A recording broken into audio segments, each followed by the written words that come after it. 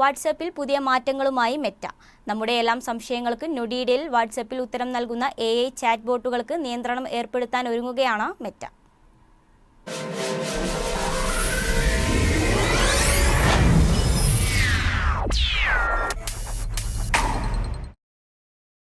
വാട്സാപ്പിൽ ChatGPT പോലുള്ള general പർപ്പസുകൾക്ക് AI അസിസ്റ്റന്റുകളുടെ സേവനം ലഭ്യമായിരുന്നു. മെറ്റ ബിസിനസ് IPI നിയമത്തിൽ മാറ്റം വരുത്തുന്നതോടെ ചാറ്റ് ബോട്ടുകളായ OpenAI, പെർപ്ലിസിറ്റി തുടങ്ങിയവയുടെ പ്രവർത്തനങ്ങൾക്ക് നിരോധനം ഏർപ്പെടുത്തുകയും പകരം മെറ്റയുടെ AI ചാറ്റ് ബോട്ട് വാട്സാപ്പിൽ വരികയും ചെയ്യും. ഈ മാറ്റങ്ങൾ 2026 ജനുവരി 15 മുതൽ പ്രാബല്യത്തിൽ വരും.